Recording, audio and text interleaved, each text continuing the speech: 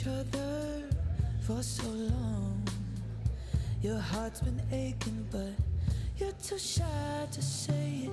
Inside we both know what's been going on. We know the game and we're gonna play it. I just wanna tell you how I'm feeling. Gotta make you understand. Never gonna give you up, never gonna let you down. Never gonna run around and desert you. Never wanna make you cry, never wanna say goodbye. Never wanna tell a lie and hurt you.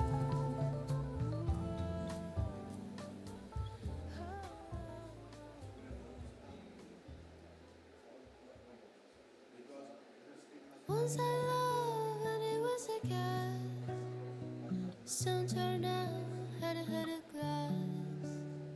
Seemed like the real thing, only to find much mistrust, love's gone behind. Once I loved and it was divine. Soon found out I was losing my mind.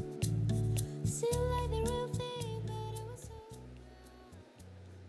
much mistrust.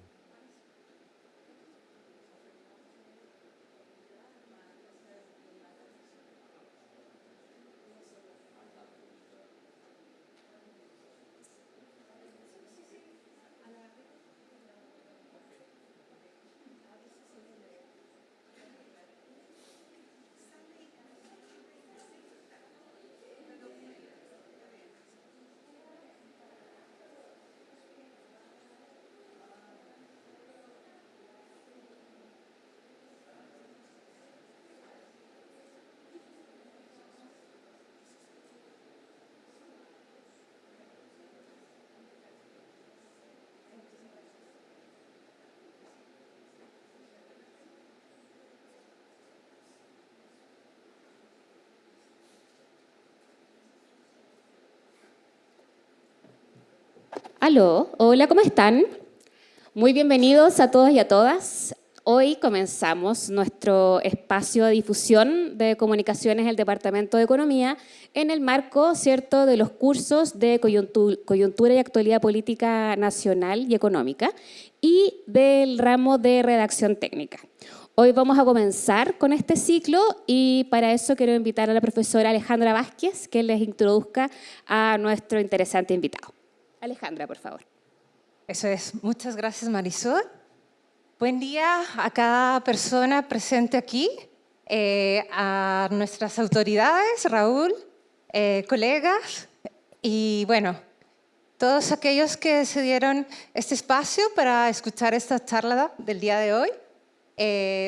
Estamos, bueno, absolutamente interesados y agradecidos y contentos de tener aquí a Vittorio Pelligra. Él es profesor ordinario de Política Económica en la Universidad de Cagliari, en Italia. Él lleva adelante un centro también de experimentos, el BERC. Bueno, su carrera académica es vasta. Él estudió en Reino Unido y se ha especializado en la economía experimental, conductual y civil. Como investigador, ha centrado su trabajo en las intersecciones entre la economía, la psicología y las neurociencias sociales y cognitivas. Su perspectiva es innovadora e integra elementos de la economía tradicional con aspectos comportamentales y éticos que habitualmente quedan fuera del análisis económico convencional. Entonces, diríamos que entre lo que distingue al doctor Vittorio Pelligra en el panorama económico actual es su capacidad para integrar diferentes disciplinas y ofrecer una perspectiva que va más allá del análisis puramente económico. Su trabajo reconecta la economía con sus raíces éticas y sociales, recordándonos que los sistemas económicos son, en esencia, sistemas de relaciones humanas. A través de su trabajo académico, sus publicaciones y su presencia pública, nos invita a repensar la economía desde una perspectiva más humana, cooperativa y sostenible, reconociendo la importancia de cuidar las raíces para garantizar un futuro próspero para todas y todos.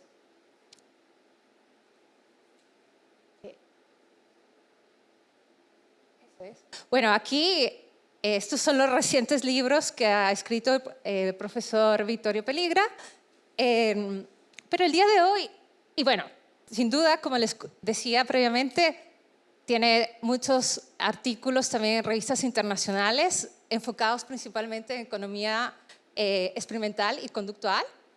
Pero el día de hoy nos detendremos en este libro denominado Cuidar las raíces, bienes comunes y bien común. En este libro presento una reflexión profunda sobre los bienes comunes y su importancia creciente en nuestra sociedad contemporánea. La obra está estructurada alrededor de una premisa fundamental. Estamos viviendo una transformación desde una era que está centrada en los bienes privados hacia una donde los bienes comunes serán cada vez más relevantes para nuestro desarrollo y bienestar colectivo. Entonces, vamos a hacer también un pequeño ejercicio durante esta charla en la que les invito a reflexionar sobre nuestras raíces como sociedad. Estas raíces representan nuestros valores fundamentales, aquellos principios que nos unen y nos dan solidez. Piensen entonces en aquellos valores que consideren esenciales para una convivencia justa y armoniosa.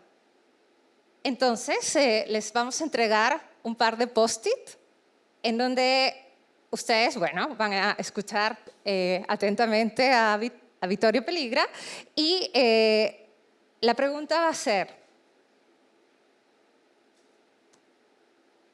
para las raíces, ¿no?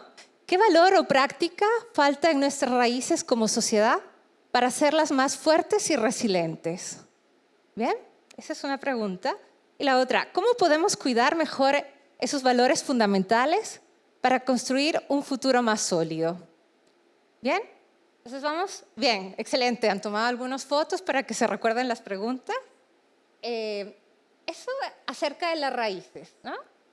Que por motivos de seguridad no podremos venir a colocar los post-it en este árbol, así que hemos adaptado esa pizarra que ustedes ven allá. Entonces, cuando terminemos la charla, ustedes colocan en la parte de las raíces un concepto, aquello que a ustedes les resuene, ¿ok? Y en la parte de las hojas, el otro post-it. ¿Bien? Y después, bueno, podremos hacer una foto juntos en la parte de afuera para, sí, por seguridad. Estamos en Chile, entonces a veces hay terremotos, pero hoy día no. En todo caso, eso, en las hojas sería, ¿qué nueva idea o aporte creen que necesitamos para que nuestras hojas como sociedad sigan creciendo y floreciendo? ¿Cómo podemos fomentar un entorno donde estas ideas prosperen? En esta metáfora de este árbol hay una idea intergeneracional, ¿no? En las raíces están todo aquello como estos valores que se han construido en la sociedad a través del tiempo, ¿no? A través de las instituciones. Que, bueno, ahí se nota, son raíces fuertes, pero puede ser que a veces están, y lo escuchamos en noticias o tenemos ciertas percepciones, que haya cosas que pueden aún mejorar o que están faltando. Y mientras tanto que esas hojas del árbol simbolizarían el crecimiento, la innovación, las nuevas ideas que surgen y se desarrollan. Esas que principalmente ustedes jóvenes traen consigo, ¿no? Toda esa fuerza que está allí y que, bueno, ahora la pueden escribir en estos conceptos en el post-it.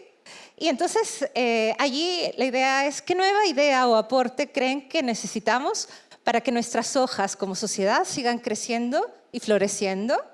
¿Y cómo podemos fomentar un entorno donde estas ideas prosperen. ¿Bien? Entonces, con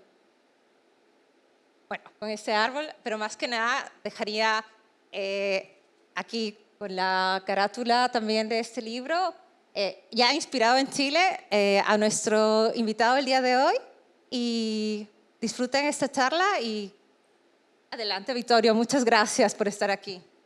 Muchas gracias, Alejandra. I'm sorry, I'm going to talk in English, but I think you all have the translation, so I hope it's not a problem.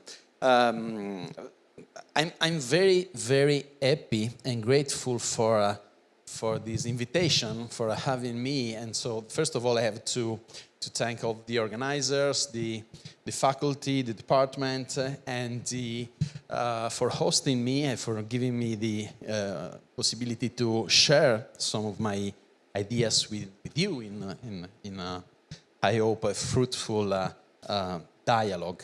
And so, as Alejandra was saying, some of the idea of this talk are from this my latest book, and as you can see, there's also the picture in the cover is represent the two mohais from the Eastern Island for reason that will be clear in a moment. And the idea of this book, the book is divided in three parts. In the first part, I try to summarize very briefly and in an introductive way how economists conceptualize, describes, and manage the idea of a common good, of a common. And so it's a standard theory. And in the second part, I try to make a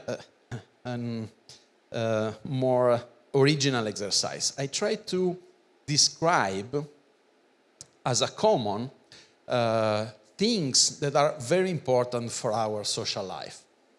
For example, my idea is that things like the civicness of a population or the landscape, meaning the interaction between the environment and the perception of the people, or the global health, okay?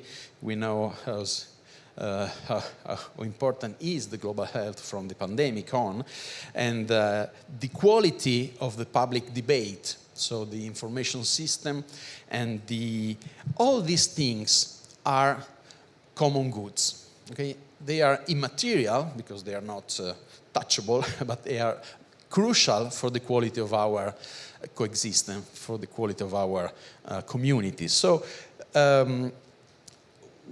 what is the reason why I want to describe these things as a common goods? Because the lesson that the commons teach us is that they are fragile. They have to be actively protected, like the environment, like natural resources. If we leave them to the market logic, they will be depleted, eroded, overexploited, and so on.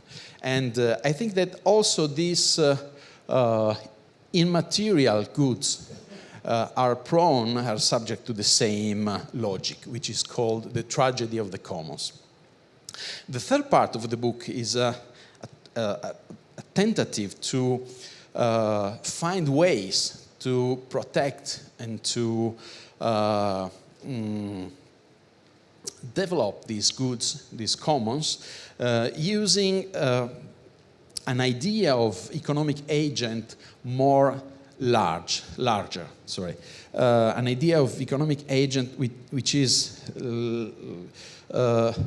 closer to the idea of Homo sapiens than Homo economicus. So what happens if we consider that we are people and we are beings with emotions, we are able to prosociality, we are interested in our reputation and things like that, okay? If we enlarge our view of people from just self-interested agent to this more complex and pluralistic view, we will have at our disposal many other different tools that can be used to protect the commons. That's the idea. So, why the Eastern Island here? Because the Eastern Island is a very interesting example of the tragedy of the common. So at a certain point, the inhabitants of the island, they cut all the trees. Okay, there were giant palms, very scattered in the island, and at a certain time, because they were building houses, because they were building canoas, they were using the trees to build the mohais, and then they overexploited the resources until it was completely depleted. It's called a environmental collapse. Okay, so it's like a memento for us, what happened to the Eastern Island. So that's the first point. Trust is crucial. Sorry, I have to introduce trust. Trust is one of these immaterial commons. I think probably the most important, because trust is the lubricant of our social life. So without trust, we will be paralyzed. Our social, economic, political system will be paralyzed. So, and so the first point is to justify why trust is crucial and why it is fragile, and how can we adopt, what can we do in order to protect trust, and what are the policy implications. Okay, just a few quotations from the classical philosopher. This is by John Locke, and that trust is vinculum societatis, that means it's the bond of society. Okay, in 1970s, Locke was well aware of this aspect. Another philosopher, John Stuart Mill, wrote that the advantage of humankind of being able to trust one another penetrates into every crevice and cranny of human life. The economical is perhaps the smallest part of it, yet even this is incalculable. Okay? More recently, Kenneth Arrow he's a Nobel Prize winner for economics, says that trust is the lubricant of the social system, and much of the economic backwardness in the world can be explained by a lack of mutual confidence. Okay? So only from these three quotations we can have an idea of how trust is important is. But there are lots of data that correlate trust with the important economic variable. For example, here there's you can see this graph show a positive correlation between trust and the GDP per capita, the economic growth. Okay, and where there's more trust, the growth is more sustained. There are many studies that show that where trust is higher, there are less inequalities in the income distribution. The institutions are perceived as more just, and there are better educated and homogeneous population. And also has been found positive effect on financial development and even on foreign trade. And also scientists have discovered a correlation between the level of trust and the organizational success, and also individual well-being. So trust, the more, the better. That's the message. What is the problem? The problem is that we are losing trust.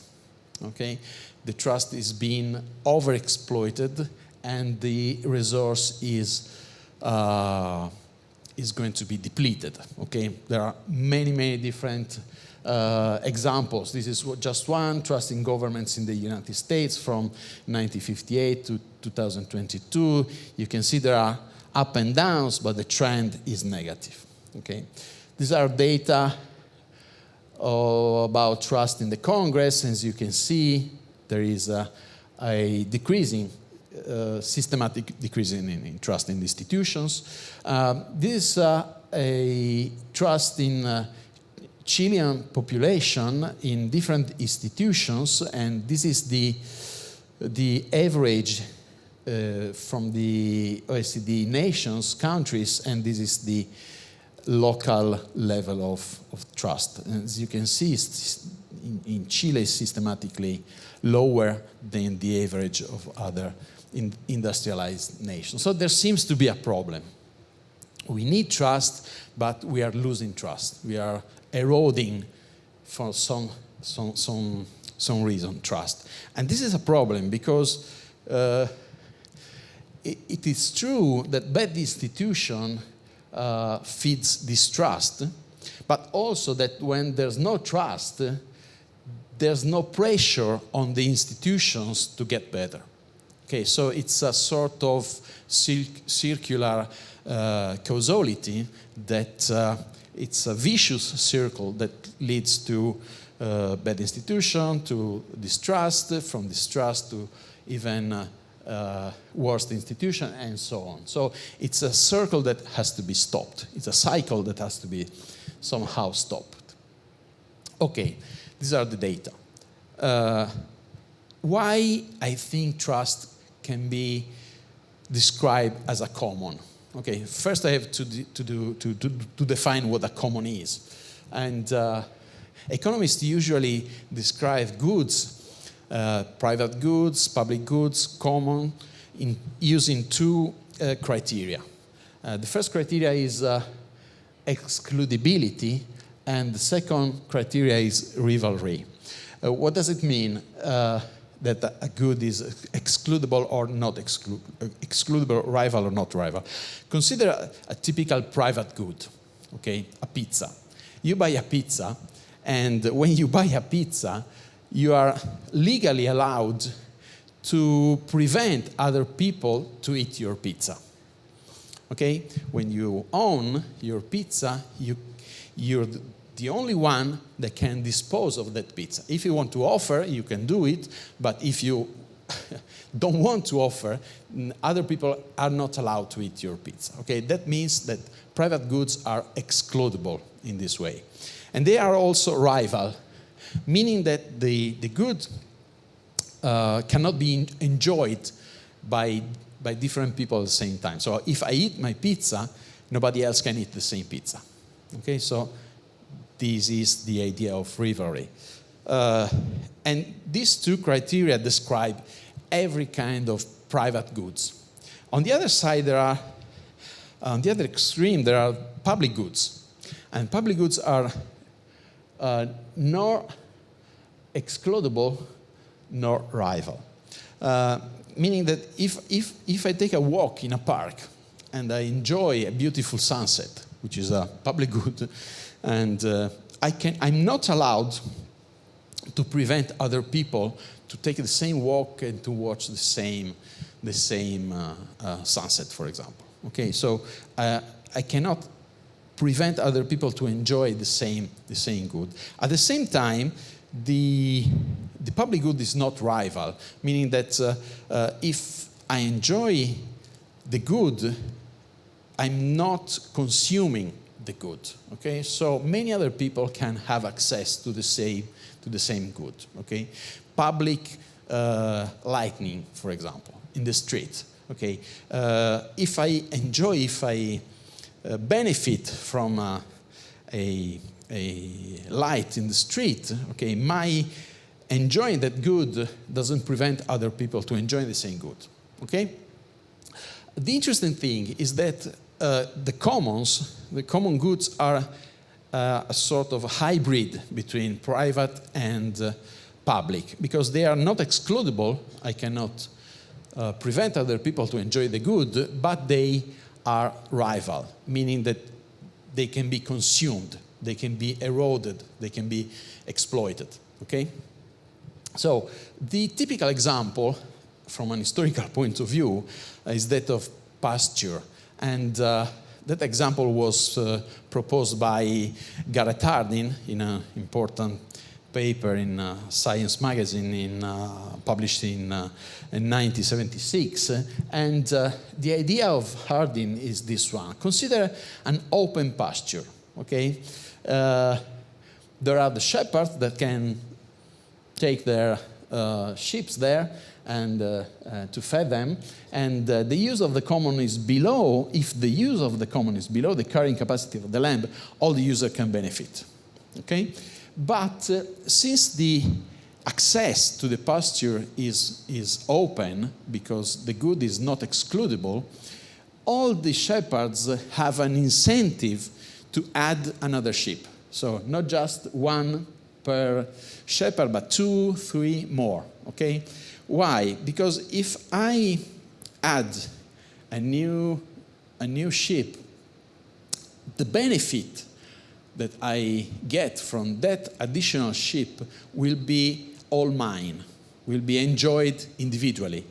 But the cost in terms of erosion of the good, erosion of the pasture, will be divided, will be shared by all the participants, all the shepherds. So what's the implication is that the benefit is always greater than the cost.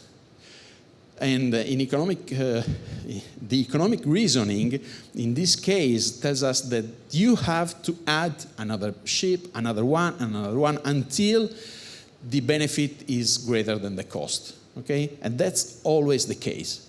And in fact, at the end, okay, what happened that unless environmental costs are accounted for and addressed in the land use practices, eventually the land will be unable to support the activity.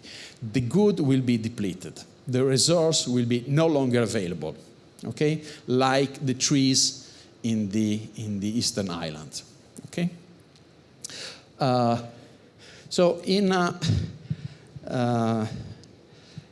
that's a kind of paradox, because we will be all happy to have the resource to prevent the depletion of the resource, but individually we have an incentive to destroy the resource, okay? That's called, that can be described using a simple game called the prisoner's dilemma. Probably many of you have already encountered this game.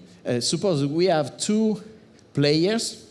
These are the shepherds, and they have 2 strategies. Each keep sustainable or increase the number of animals, and keep sustainable or increase the number of animals. If we keep sustainable, we will be all happy, okay? We will have healthy animals, milk, and so on. But as long as I think that you will keep sustainable, I will have an incentive to increase the number of my sheep, okay? Because that leads me to an increase in my wealth, okay? But the cost will be supported also by you, okay? So in this case, if I add another 1, 2, 3 animals, I will enjoy an increase in my well-being, let's say, but you will be worse off. Okay, that's symmetrical. What's the best thing to do? If we all increase the number, the resource will be destroyed. So what's the best thing to do? A reasonable person would say, let's keep sustainable. Okay, but that's not the rational conclusion, unfortunately. Okay, a rational shepherd will always try to maximize his well-being, his income, for example. Okay, and as you can see, if I increase the number, whatever, irrespectively of what you're going to do, I will have a payoff, a situation which is better than the alternative. So if I increase the number, I can get 2 or 1. I can get 0 or -1. So in any case, this is the best thing to do for player A. And for player 2, it's exactly the same. I can get 2 or 1, 0 or -1. Here, it's always the best, the dominant strategy. So the equilibrium, what we can expect from people that are interested in their profit, let's say, is this. Okay, that's the equilibrium. What happened here that we will be much more happy, we will be happier in this situation, but this situation is not an equilibrium. Okay, it's not what rational shepherds do. Okay, that's a problem. That's why the commons are fragile, because there are a pressure towards that outcome. Okay? Trust. Let me describe very briefly and in very synthetic form what trust is. Consider a two-person relationship, player A and player B. A can trust or not trust. If A doesn't trust, we stay in the status quo. 0 for me, 0 for her. If I trust you, then you have to choose. And you can repay my trust, and we will be both happy. Okay? If I trust you, and you betray my trust, you will be happier, but I will be worse off. Okay? So, if I trust you and you are trustworthy, our collaboration leads to a result which was unattainable individually. So the consequences of cooperation are good here, but this outcome is exposed to the risk of betrayal here. So what these two players should do if they are rational? Okay, A think about B and knows that B would prefer 15 to 10, so he's going to betray my trust. And to avoid this outcome here, player A will choose no trust. Okay, that's the equilibrium. So trust is fragile. First off, because it's not very rational to trust in this situation, and also because it's, especially in institution, trust in institution is a common. Okay, let me tell you two stories to show why trust is a common, or to show the process through which we erode trust. The first story is the story of Benny Madoff. Probably some of you already heard about Madoff. Madoff was a banker, was a broker, an investor, and very wealthy, very well respected, with a huge reputation. And through this reputation, he could gather lots of money from very wealthy people and invest that money. But eventually, in 2008, he was arrested because the SEC, the authority, the financial authority in the US, discovered that he was stealing money from his clients. How much? About $65 billion. Okay, he was doing a traditional scam called a Ponzi scheme. So he was paying the interest to his client using the capital of other clients. So it was a huge scandal because he was well respected. So the breach of trust was perceived as outrageous. What happened? Okay, consider this map. In this map, these bubbles represent the geographical location and the number of Madoff's clients in the US. Okay, the size of the bubble represents the number of clients. The bigger ones represent thousands of clients. The smaller one, few numbers. And what's happened right after the scandal was exposed? That if we compute, if we measure the level of trust of American citizens in the banks and the bankers, we obtain graphs like this. Okay, where the number of Madoff clients is higher, okay, the trust on banks and on bankers is lower. Think about this. I'm not saying that the clients that Madoff frauded are now less trustworthy. Less trustful. I'm saying that all the population where the incidence of Madoff's clients is higher are less trustworthy. Less trustful less trust in banks and in bankers. What does it mean? That distrust is contagious. Okay, it spreads across the population because of the news spreads, because of some of people know directly a client, and so on. Okay, so it spreads. Another story, very sad story. It's another scandal that emerged in 1972 in the US.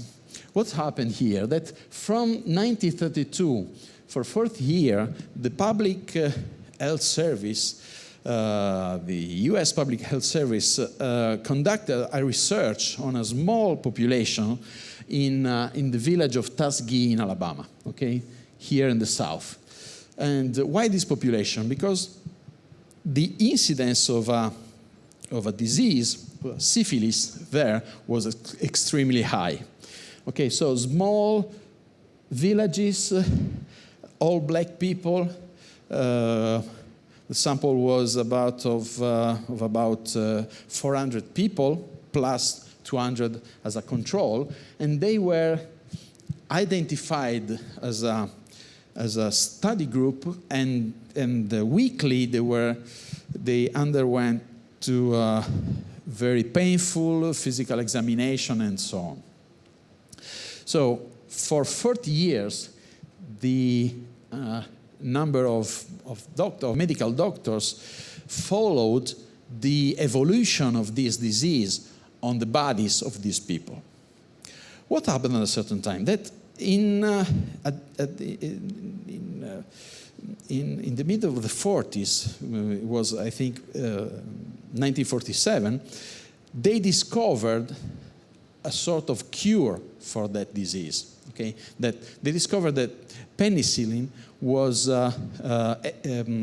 effective in reducing the symptoms of this disease, but they decided not to cure those people.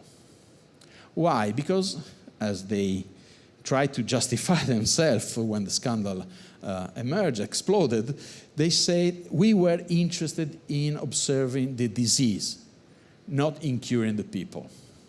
Okay? What happened next? The scandal exploded, and this is a quotation from an interesting quarterly journal of economics paper by Alson and Wanamaker, and they said that the historical disclosure of the experiment in 1972 is correlated with increases in medical mistrust and mortality.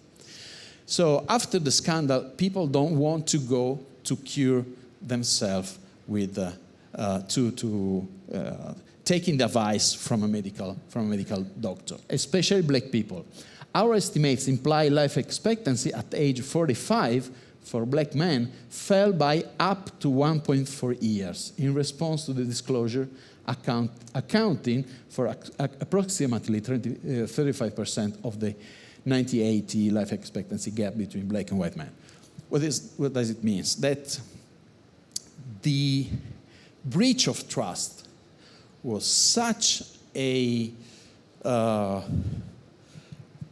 caused such a damage on the public trust that black people stopped to cure themselves, and that attitude towards that mistrust towards the public health system led to a decrease in life expectancy. Okay, not just for the 400 people directly involved in the study, but for the black population of all the US. Okay, so again, in this case, you see how mistrust or distrust spread. Okay, it's contagious.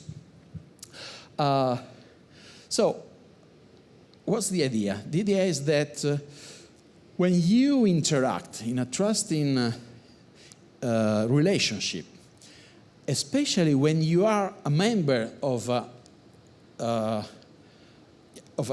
institution, let's say you're a politician, you're a banker, you're a university professor, you're a priest, okay, you're a medical doctor, and so on. You have an institutional identity. What happens? That a patient, for example, or a voters vote you, okay, trust you, and if you betray his trust,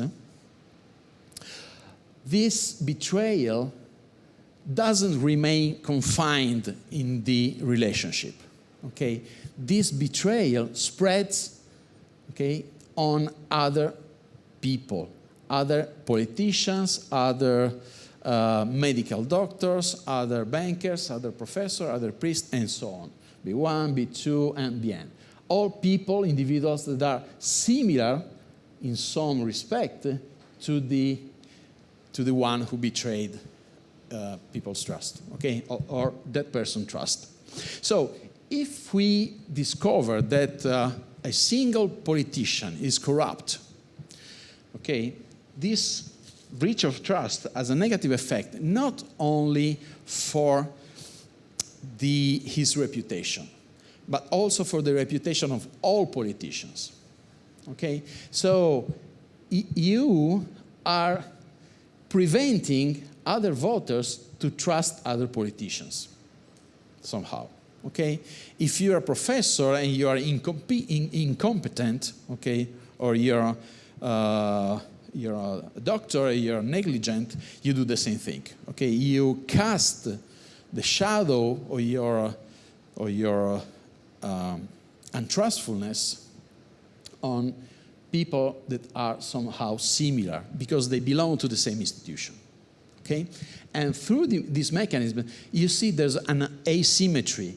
One cheater, lots of people damaged by one who's cheating, okay? So what can we do to mitigate the negative effect emerging from the common, from this tragedy of the commons applied to trust? Okay, the standard solution for economists are these two. You have to privatize a common good or you have to statalize a common good. But it's quite difficult to apply this standard solution to this kind of goods because, for example, you cannot place a price tag over trust. You cannot buy trust, or civism, or the quality of public debate, okay? And you cannot statalize other kind of commons, global commons, for example, like global health, or consider the ozone layer, okay? It's a common good, but you cannot statalize it. Or the Nile River waters, okay? The Nile River, the waters flows through 9 different states, so it's going to be difficult to statalize that, this global common. So we need something else. What? There are there are a number of strategies that we can use in order to try to mitigate the negative effect of the tragedy of the commons, okay? Reputation, for example, these are just few that I want to share with you and, you know, very, very briefly, just in a impressionistic way. Reputation, strong reciprocity, individual ethic, public ethic, and the so-called prophetic minorities. So, reputation and accountability. How can we prevent people from exploiting other trust? Making them accountable, okay? Making the information about their behavior available to the public, okay? In this way, if these information are public, the game we described transforms, and they will play another game, which is a trust game indefinitely repeated, and in this game there is an incentive to invest in reputation. So there is an incentive to think twice before betray others' trust. Okay, this can be a very effective way, but there are limitations. Okay, and the main limitation are that this situation works well in small population when the information can be easily spread by gossip, for example. And you have to have perfect monitoring, so perfect accountability and no errors. That means, for example, that we need a very reliable information system. The media must be extremely reliable, okay, to let this strategy, this mechanism work. Okay. Otherwise, as this simulation shows us, otherwise the level of cooperation disappear, or it's extremely, extremely low. There's a second strategy, strong reciprocity. What is a strong reciprocity? Strong reciprocity is a human tendency to punish cheaters.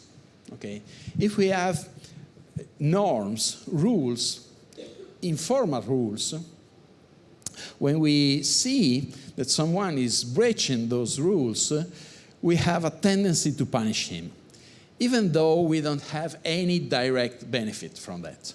Okay. Suppose, I don't know here in Chile, but in Italy, for example, we are not able to make a queue. Okay. When we have to catch a bus, the group like form a sort of I don't know, not a queue. When you are in England, when you catch a bus, you have to respect the queue. If you skip the queue, you will be punished. By who? By all others people that are in the queue. Okay. What interest they have? They have no interest, just a cost. But we have a sort of innate tendency to punish cheaters in this case. There's a huge amount of data on this. This mechanism helped us when we were when we lived in small societies as hunters and gatherers, hundreds thousand years ago, to enforce covenants, to enforce cooperation among people. There were no institutions, there were no police, judges, and so on. So this decentralized monitoring and enforcement was very, very useful. So one of the problems with this system is that he has some side effects. Okay, this is just an example of an experiment when people should cooperate, they are not able to cooperate. When you give them the possibility to punish the free riders, those who doesn't cooperate, you see the level of cooperation increase and become efficient. That's the idea of strong reciprocity. But there are problems because sometimes, because the punishment, it's hard to do, but it's also hard to receive. So why are you punishing me? Okay, why are you yelling at me, or why are you blaming me? Who are you? Okay, that's a problem of legitimacy. If I don't give you the authority to punish me, okay, your punishment will be ineffective. Okay, or it can also elicit a counter punishment. Okay, who are you? I react possibly violently on people who punish me. Okay, so we can have vendetta and feuds and so on. And there's also another problem, that this altruistic punishment is very culture dependent. There are cultures where like in southern regions of Europe, where people doesn't punish the cheaters, people tend to punish the cooperators. So it's called antisocial punishment. So can be a solution somehow in some places, but with limitation. Okay, rule 3. Rule 2. Rule 3, individual ethic. That's an important point because we quite recently discovered that when we do something, when we work, for example, or when we study, or when we play, okay, we do a lot of things not because of the positive consequences that our action will produce, but because we like what we do. Okay, we do, most of us, I think, we like to do things well. Okay, when we work, when we teach, and so on. So we are intrinsically motivated. So we don't need a reward to do what we want, what we think it's correct to do. It's the right thing to do. The reward is just a sort of acknowledgement of what we did, but it's not the reason why we did that thing. So intrinsic motivation, we are intrinsically motivated, and we are subject to deontological values. We think that there are certain things that, independently of the consequence, are the right things to do. Okay? And many of us, we are willing to comply to a norm unconditionally. Okay, when honest people pay taxes, for example, they do that not because of calculation, okay, not because we compute our expected utility. What the risk of being audited, of being caught cheating on or evading taxes? No. We think taxes are the right thing to do, the right thing to pay, because we contribute to the production of public goods, and so we pay taxes. When we are honest, when we refrain from stealing things, for example, we do that not because of most of us, not because of the fear of being caught, but because we think it's not good, it's not the right thing to do, okay, stealing. So we are unconditionally on this. So this kind of reasoning modify the way we play the trust game. Okay, why? Because if we, that's the point, it's epsilon.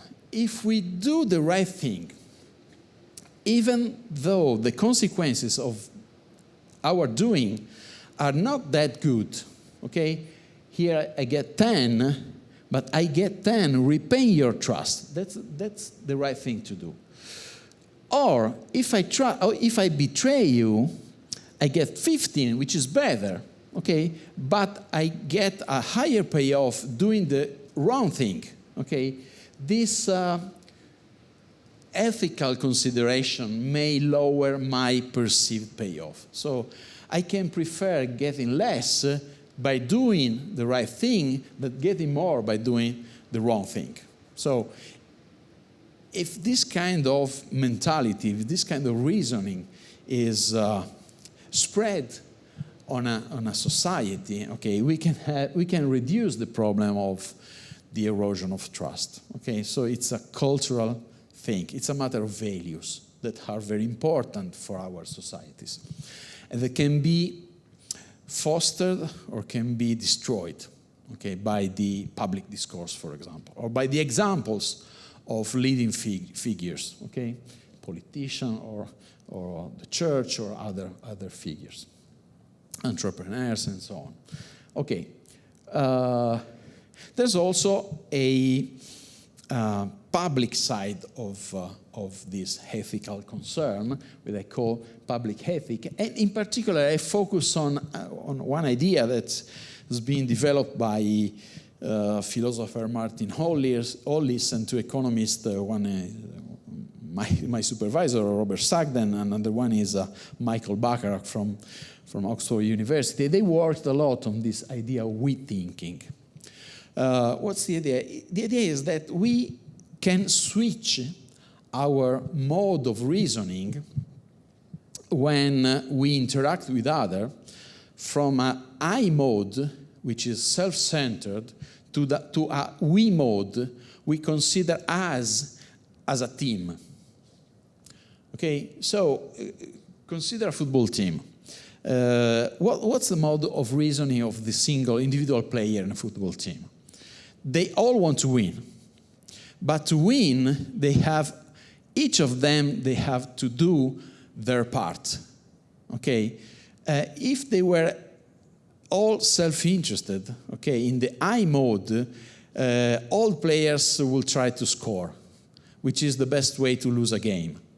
Okay, the best way to win a game is to organize and coordinate the actions in a way that just one is going to score, to maximize the probability just one score at the end. So that's the we thinking. So, and how we can promote this we thinking using what economists calls frames or narratives.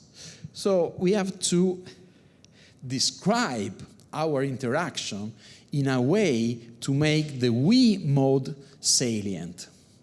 I'll make you a very simple example. Do you remember the prisoner's dilemma? Okay, when we let real player in the lab play this game with real money, we observe that a certain number of people doesn't play the equilibrium. They are smart enough to cooperate, okay, and to go home with a higher amount of money. We can increase their willingness to cooperate, changing the frame. For example, one experiment was, in one experiment, the experimenter, in the instruction, the experimenter wrote, you're about to play a community game. Okay, the game is like this, the money are the same, and so on.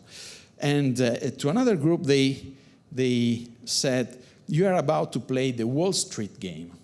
Okay. What happened? Just changing the label, changing the frames, you modify the expectation about other people's behavior. And why? Because in the community, we expect that all helps. Okay, the typical behavior is a helping behavior, which is not typical of Wall Street. And in the first case, the rate of cooperation increased very much. And in the Wall Street game, the rate of cooperation decreased very much. So we can change in the frame, change in the narrative, we can modify people's behavior. Inducing them to be more trustworthy, for example. Okay? That's what I call public ethics. So frames and narrative change our beliefs about others' behavior because they elicit social norms, for example. Okay, in this case, consider this game in a we mode. In an I mode, the best thing to do for player A is not trust to avoid being betrayed. In a we mode, we focus on what? On our joint payoff. So on this and on this. Okay? That's the best for us. Okay? That's the worst. So people tend to coordinate here when we think. Okay. The final rule, it's refers to the so-called prophetic minorities. What I mean by prophetic minorities? My consideration is this, that social change doesn't occur because the majority of people modified their beliefs or their values or their worldviews. Now, social change happens in a chaotic way, okay? Social change happens when a certain number of people, a small number of people, activate a contagious process of changing.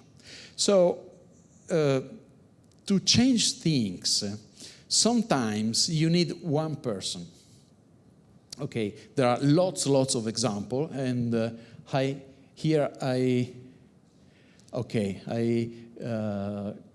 see two examples. One is Sherwood Rowland, and the other is Muhammad Yunus. Rowland is a chemist, was a chemist, a Nobel Prize winner for chemistry, and in 1974, he discovered that in the atmosphere, something bad was happening. We were destroying the ozone layers, okay? And without the ozone layers, the Earth is like the life on Earth is like the life on a microwave oven, okay? So we need the ozone layers. But we were destroying because we were polluting the atmosphere with chemicals that were destroying. So Sherwood Rowland told the results or shared the results of his research with colleagues, but it was dismissed. It wasn't taken seriously. So not only academia, their colleagues dismissed him, but the industry, the chemical industry, very powerful, that was producing that chemicals, started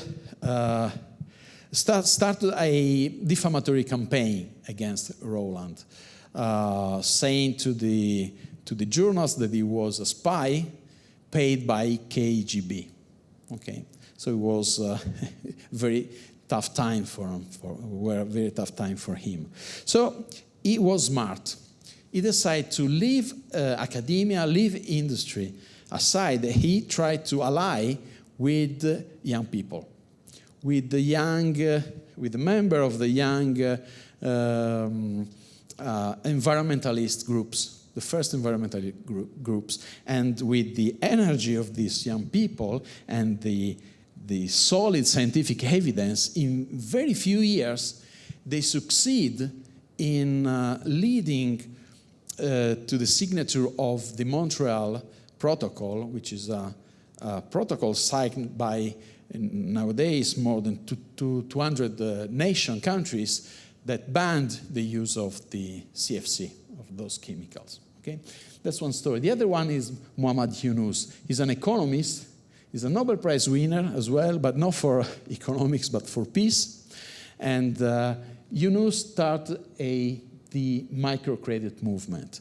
So he invented a way to do banking to the benefit of people, non-bankable people, very, very poor people, using trust as a main way to interact with those people. And he was just one, and he was able, after some times, to help millions of people to escape poverty. Okay? So, as you see, very big social changes started or initiated by just one person. So we have to identify those prophetic minorities and give them power and value and power. Okay, that's a fifth and final strategy that we can use to try to protect trust in institutions in this case. Okay, that's a summary and a final point. One of the stronger critique to the idea of collective management of commons is that it implies a coercion. Okay, it implies some form of control that limit people's freedom. Why? Because if one of that shepherd and I want to bring another, and I'm allowed to do, and I want to bring another sheep on the pasture, why you have to stop me? Okay, that's an interference. It's a limitation of my freedom. Okay, the interesting thing is that just one idea of freedom, It's the so-called negative freedom or negative liberty, okay, using the Isaiah Berlin classification. And negative freedom is no coercion.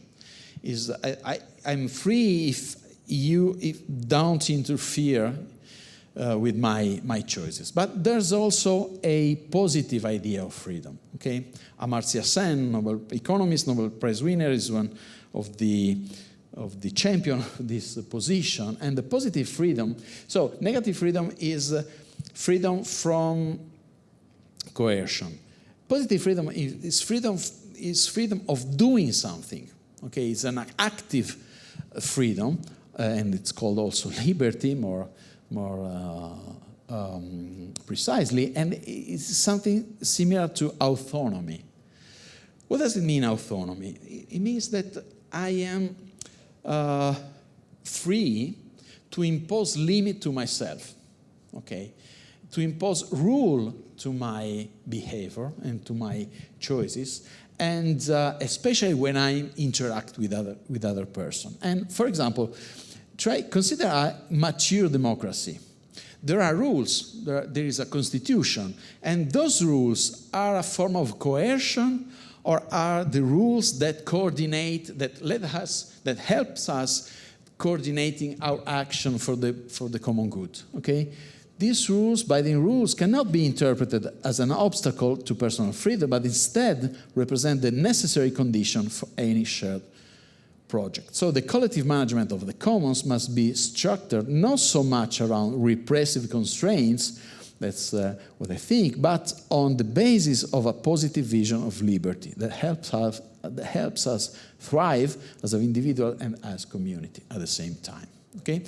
Last two slides, let me conclude with a quotation from Elinor Ostrom. She's an economist, the first woman to win a Nobel Prize in economics in 2009, and she devoted her life to the study of the commons. And at the end, that's the final sentence from the Nobel lecture, and she said this: the most important lesson derived from my intellectual journey is that humans have a more complex motivational structure and more capability to solve social dilemmas than posited in earlier rational choice theory. We have the potential to solve the tragedy of the commons, okay? Designing institution, however, she said, designing institution to force entirely self-interested individuals to achieve better outcomes has been the major goal posited by economists for governments to accomplish for much of the past half-century. Neglecting this point here and assuming that we all are mainly self-interested, what we have done for the past century, we tried to build the institution, to design institution able to force people to cooperate, okay? That's the wrong way to do this. Why? Because extensive empirical research leads me to argue that instead, the core goal should be to facilitate the development of institutions that bring out the best in humans. So institutions that are able to activate our social resources, our social abilities, okay? We need to ask how diverse institutions help or hinder the innovativeness, learning, adapting, trustworthiness, level of cooperation of participants, and the achievement of more effective, equitable, and sustainable outcome. That was the last slide. Thank you.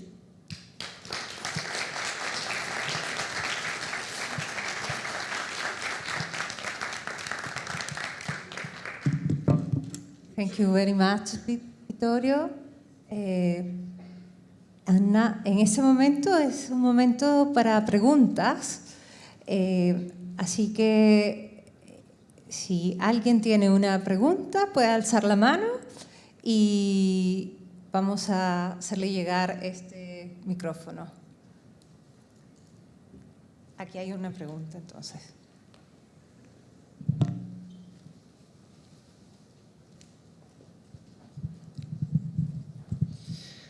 Thank you, Vittorio, for an interesting presentation. I have three related questions, I would say, kind of reflections as well. I got stuck with the trust analysis.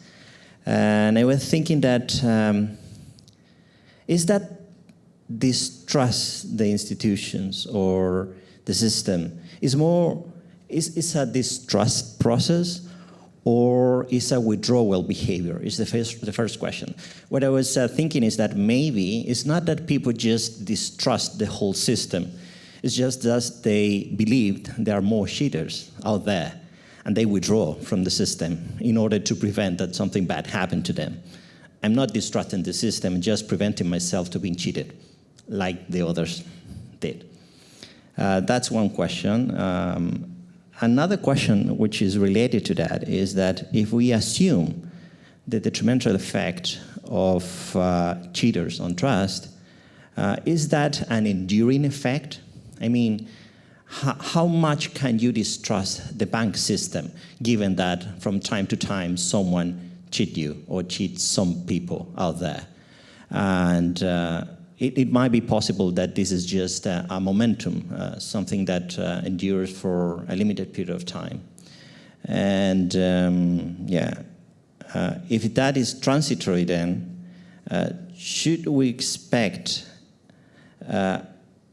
a distrust effect as shown here only when there are more options available compared to where you're facing a monopoly, for example. So, for example, if you distrust the bank system, there's no alternatives out there. So you can distrust, but either way, you have to use it in order to get money for your investment or whatever. So is the pure experiment a comparison between alternatives versus monopolies in order to determine the precise effect of cheaters on trust? These are three related questions. Yeah, very nice. Thank you, Raul. I agree with all your remarks, and I think that so the first point was about withdrawal. Okay, yeah, withdrawal. Whether the effect is distrust or rather withdrawal behavior. Yeah, but I think the withdrawal in the private sphere is a consequence, is a reaction of distrust in the institution. Okay, there's an interesting book by Albert Hirschman. Okay, and I think in English it's called The Passion and the Interest. And he has this idea of cycles, okay? Cycles, historical cycles. Periods where people are public-spirited, okay? Think about, the end of the 60s in Europe, or even in California, the civil rights movements and so on. There's lots of engagement, and the people have hopes. Okay, then something happened. Their trust, their hopes are disiluded, are betrayed, and then they retire in the private sphere. But when you retire in the private sphere, things get worse and worse. Okay, so this decline calls for a new season of engagement. Okay, and you will see another generation of young people. Usually, they are energetic, trying to change things. So this is and I think it's similar. These cycles are similar to what are you saying about the withdrawal from the public sphere to the private sphere, but there are long-lasting effects, I think, because when you refrain from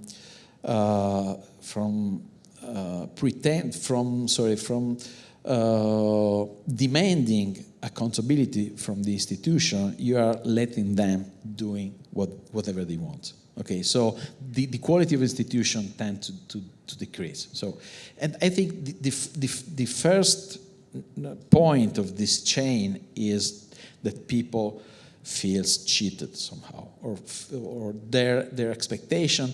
So why we live together? We live together because we hope in a configuration of relationship that lead to mutual advantage. Okay, the rationale for social cooperation is trying to be able to obtain results that we cannot obtain as individuals. So if this promise is betrayed, because I do my part, you do my part, you do your part, you get the benefit, I don't get anything, okay?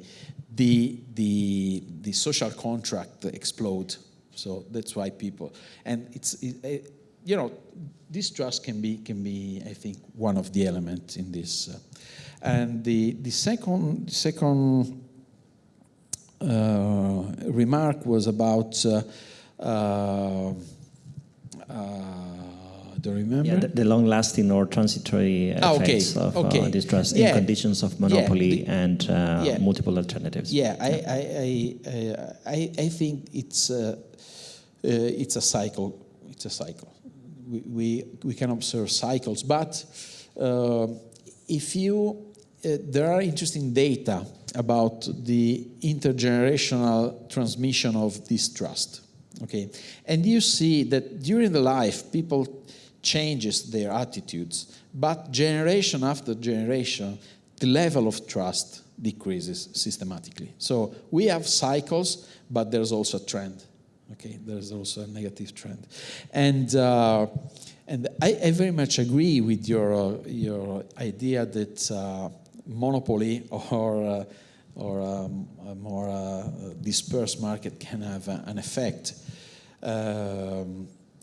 That's why we have to defend pluralism, even in the economic system. In Italy, for example, years ago, there was a proposal of reformation of the bank systems. And some of the proponents were against small banks owned by the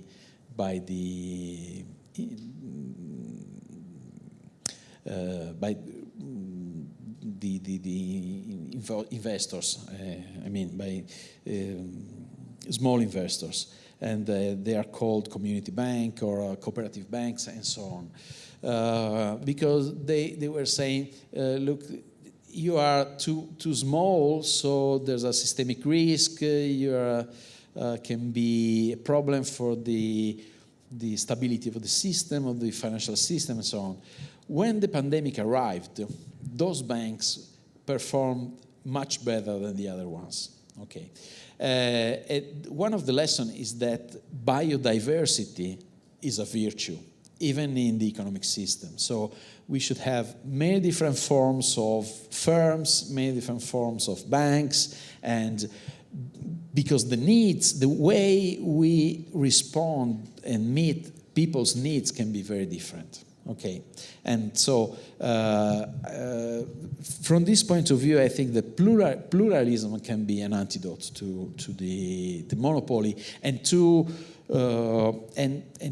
the obliged choice that a monopoly implies. Yeah. Thank you. Thanks a lot.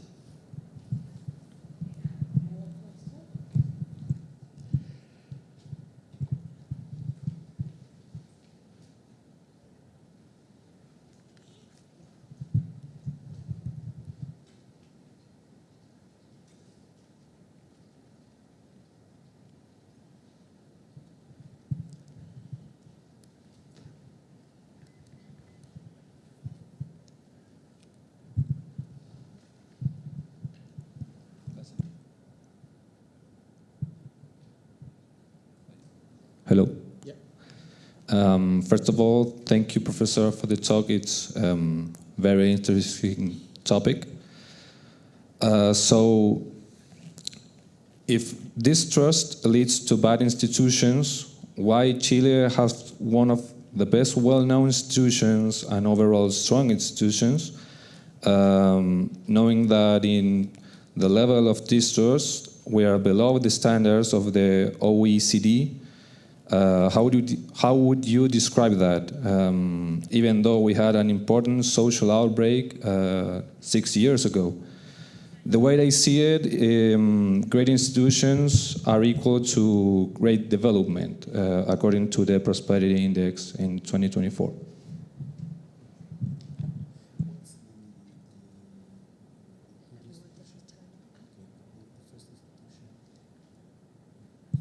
Okay, I don't know really. Okay. Oh,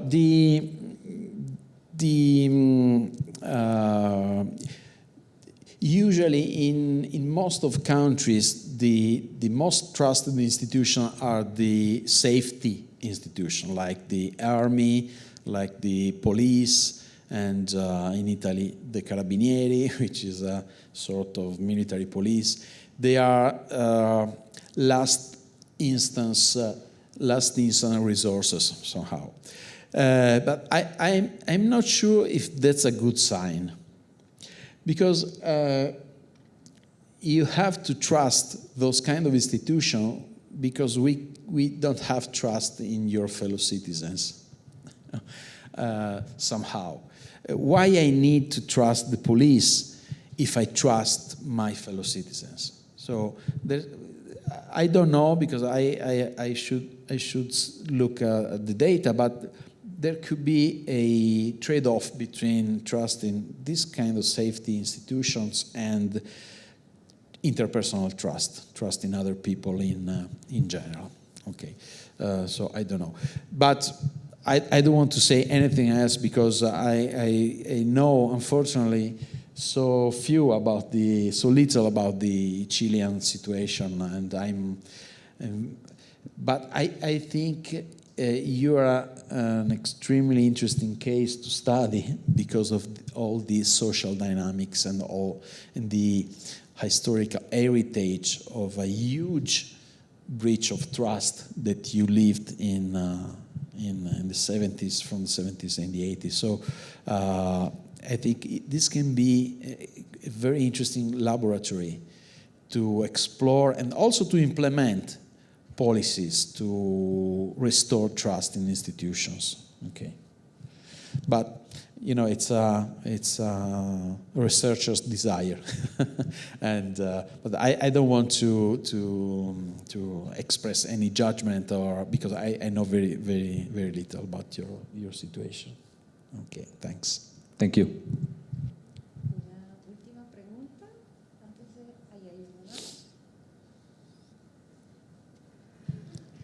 I have a question too. We are studying, or I am studying to be a public administrator. And you as a researcher, what advice do you have for us for what we can do to innovate or better the institutional, or to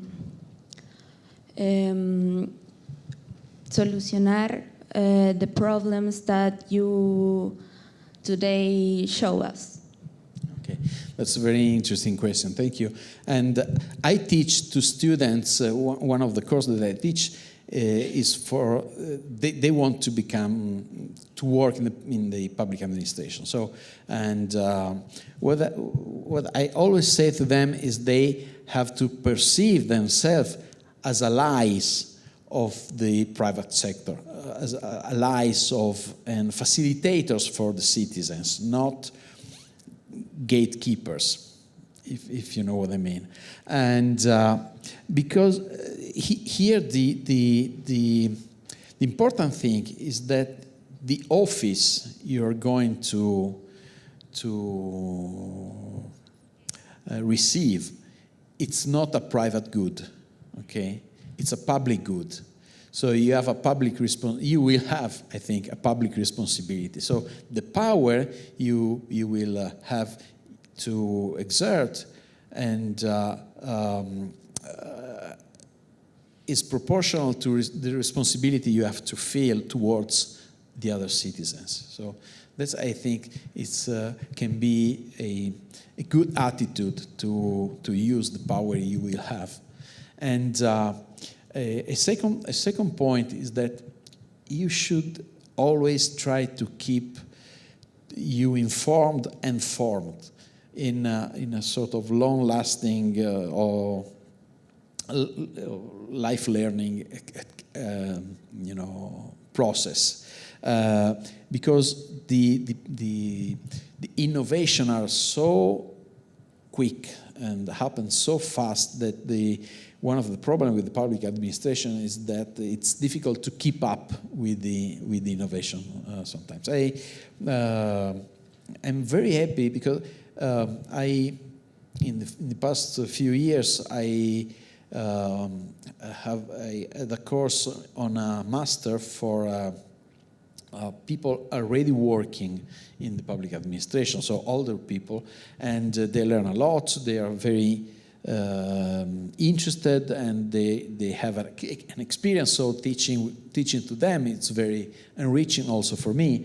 And what happened that in these years they took crucial places in the health system, for example, in the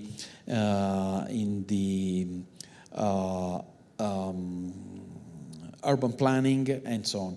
And by chance, I met them and to collaborate. And the collaboration, the possibility to innovate, to bring the results of innovative research to the field, thanks to them, okay, was very easy.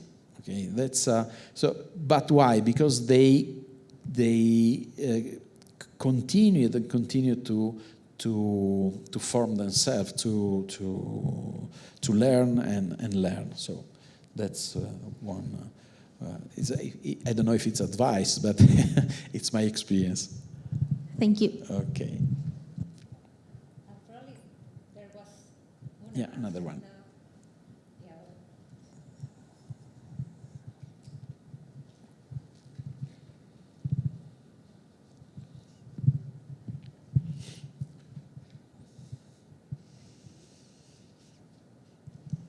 Thank you for this, and I like this side of the economy, and I need to, what advice would you give to the young people who wants to study this side of the economy, and especially for Chilean people who is so long for Europe or American?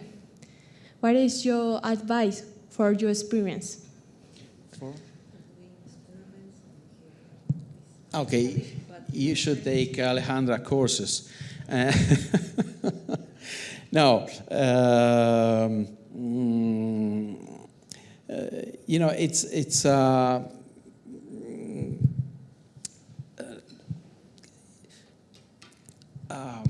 one of my professor, John Lees from Chicago University, he always says that there's a lot of there's a lot of things that we can do for people, but people doesn't realize that we can do things for them. Okay, and as economists, for example, as experimental economists or behavioral economists, firms, public administration, they can benefit quite a lot from what we can do with them, not to them, with them. And so there will be an increasing demand for this kind of skills. So my suggestion is try to push your professors to teach you things that can be useful and applied, but they already do that, but better in the society. Okay, because we are not just scientists. Okay, we try to be scientists, to do things in a rigorous way, but we are social scientists.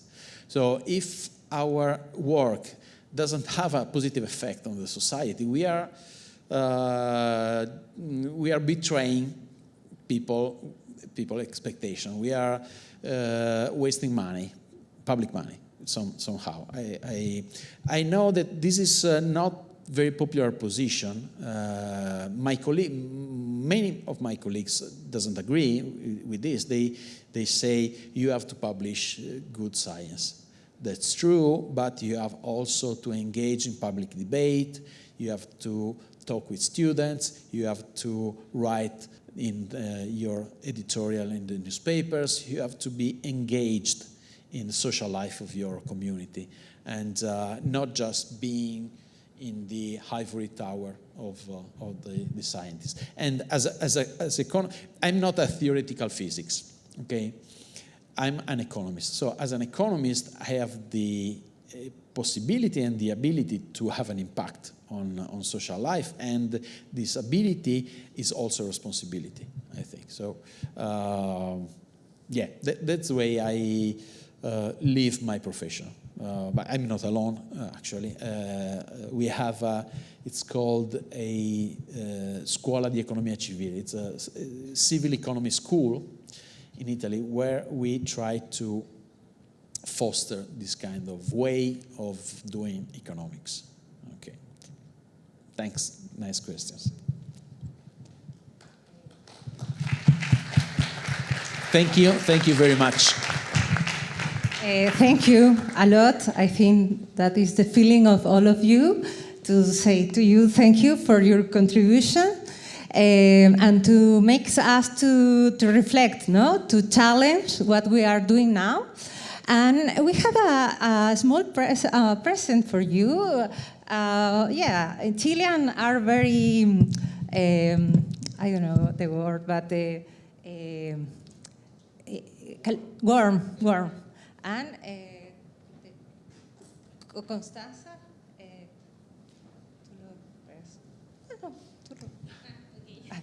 you're very warm and not afraid of embarrassing people like me. Eso.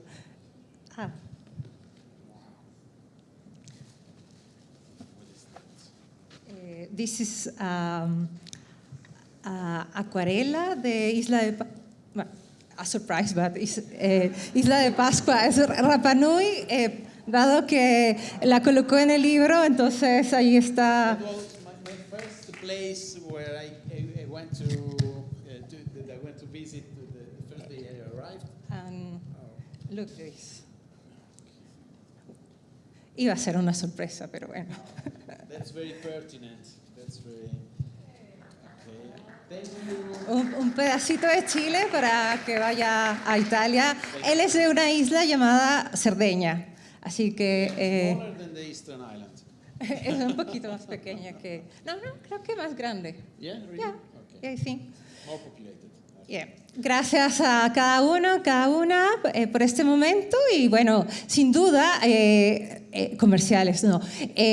Vamos a tener un curso de Economía del Comportamiento el siguiente semestre, así que como electivo, donde tocaremos estos temas. Y además, el grupo que organizó, que es a quien también vamos a agradecer tantísimo, a Constanza, a todo un equipo de chiquillos también, Marcelo, Alexis, Sergio, Iron, las personas que nos han colaborado con la traducción, con la producción también de este evento y también las autoridades para poder, financiamientos para traducir. Y bueno, Fondecyt es un proyecto que llevamos adelante sobre preferencias sociales.